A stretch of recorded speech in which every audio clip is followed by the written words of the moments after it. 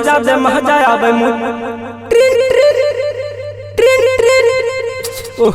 दूध तेरा बहन के कौन तो फोन कर दिल के अब हमारा चैन से मुँह तू न दे देखा ही कौन है जे। अरे इत लगा हमारे मालवा देवंतिया के नंबर है। हेलो अरे कहाँ रे? कहाँ रह घर में नहीं यार तक कहती ना कि आज हमार बाबू ना हो भाईबो ना हो। तोर बाबू ना हो मैया के जोरे भाग गलो की गे।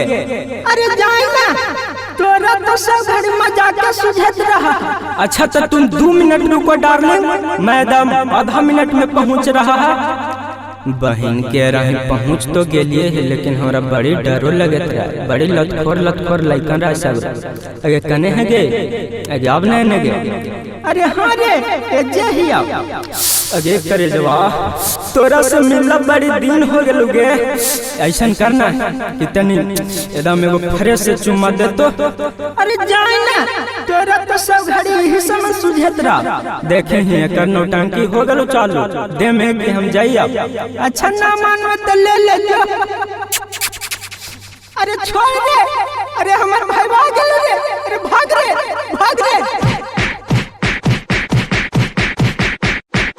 अगे मैया अरे बाप रे बाप बहन के हमरा मारे लगे तो मारवा कर के साथ पिटवा कर के तेरा बहन के रे हम न घर के रहलू न घाट के रह गेलू लो ना लात जूता चाट के।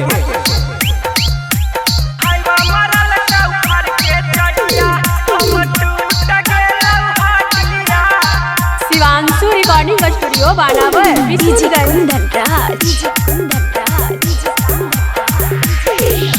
रतिया में बोलनी के छौड़ी खेले ला कबड्डिया।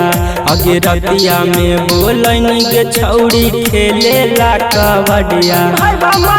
उखाड़ के चढ़िया हम टूट गेला हडिया। भाईवा मारल उखाड़ के चढ़िया हम टूट गेला हडिया। गोड़ावा तोड़ के लांगड़ कर कहू बहू न सदिया। अगे गोड़ावा तोड़ के लांगड़ कर कहू बहू न सदिया। भाईवा मारल उखाड़ के चढ़िया हम टूट गेला हडिया। भाईवा मारल उखाड़ के चढ़िया हम टूट गेला हडिया।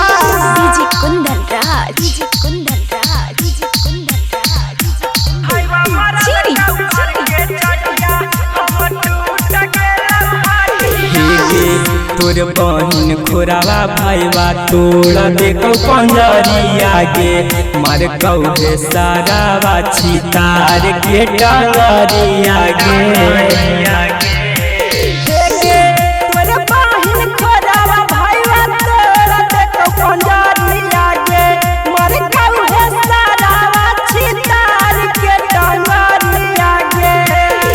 अगे धमकी दे के छीन लेल कौ पैसा वाला गडिया।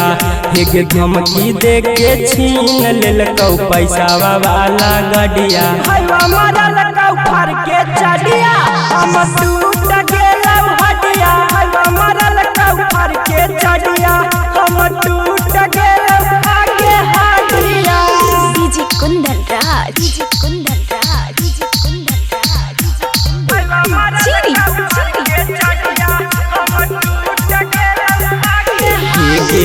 तोरा पाटा के हमर करम गेलौ फूटी गे।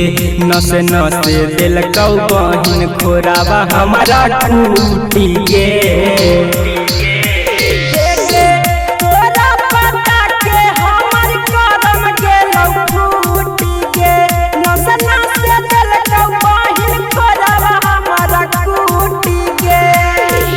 ये सत्या भाई दूध में घोर के पिया ही हरा दिया।